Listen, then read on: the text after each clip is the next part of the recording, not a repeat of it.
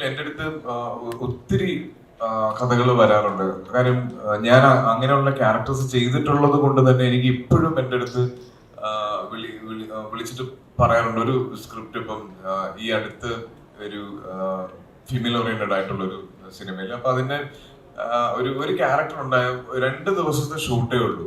അപ്പം എൻ്റെ അടുത്ത് പറഞ്ഞു, ഇത് വേറൊരാളോടാണെങ്കിൽ ഞങ്ങൾക്ക് ചോദിക്കാൻ മടിയുണ്ടോ, പക്ഷെ ആസിഫിനാണെങ്കിൽ ആ സെൻസിൽ എടുക്കാൻ പറ്റും. എനിക്കത് ഭയങ്കര സന്തോഷം തന്നു. കാര്യം ഞാൻ ഇപ്പൊ കഴിഞ്ഞ വർഷം ചെയ്ത സിനിമകൾ നന്നായത് കൊണ്ട് ഞാൻ ഇനി ക്യാരക്ടർ റോൾസ് ചെയ്യൂല എന്നൊന്നും ആരും ഓർക്കുന്നില്ല. അതായത് ഒരു സ്ക്രിപ്റ്റിൽ ഒരു സ്പേസ് ഉണ്ട്, അല്ലെങ്കിൽ ആ ക്യാരക്ടറിന് ആ സിനിമയിൽ ഒരു ഇമ്പാക്ട് ഉണ്ടാക്കാൻ പറ്റും എന്ന് എനിക്ക് മനസ്സിലായാൽ ഞാൻ അത് ചെയ്യും എന്ന ആളുകൾക്ക് ഇപ്പോഴും വിശ്വാസമുള്ളത് എന്നെ സംബന്ധിച്ചിടത്തോളം ഭയങ്കര സന്തോഷമുള്ള കാര്യമാണ്. കാര്യം എൻ്റെ ക്യാരക്ടേഴ്സിന് പ്രെഡിക്റ്റബിലിറ്റി ഇല്ലാതാക്കാൻ പറ്റും.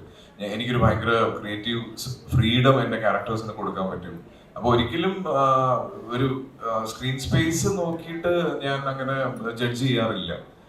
അത് ഓരോരുത്തരുടെ കോളാണ് കേട്ടോ. അത് ഇപ്പൊ എന്നെ സംബന്ധിച്ചിടത്തോളം ഞാൻ കരിയറിന് ആദ്യം മുതലേ ഞാൻ അത് വളരെ രസമായിട്ട് ആസ്വദിക്കുന്നതാണ്. ഞാൻ എപ്പോഴും പറഞ്ഞിട്ടുണ്ട്, പല സമയത്തും കണ്ടിന്യൂസ് ആയിട്ട് ഞാൻ ഹീറോ ആയിട്ട് ചെയ്ത സിനിമകൾ ഫെയിലിയർ ആയപ്പോഴും ഗസ്റ്റ് റോൾ വന്ന സിനിമകൾ എനിക്ക് കൈയടി കിട്ടിയിട്ടുണ്ട്, ആളുകൾ എന്നെ വല്ലാതെ സ്നേഹിച്ചിട്ടുണ്ട്. അപ്പൊ അത് ഇനി ചിലപ്പം കുറെ നാൾ കഴിയുമ്പോൾ അത് മാറിയേക്കാം. ഇപ്പൊ എന്തായാലും അങ്ങനെ ഒരു മാറ്റമൊന്നും വന്നില്ല.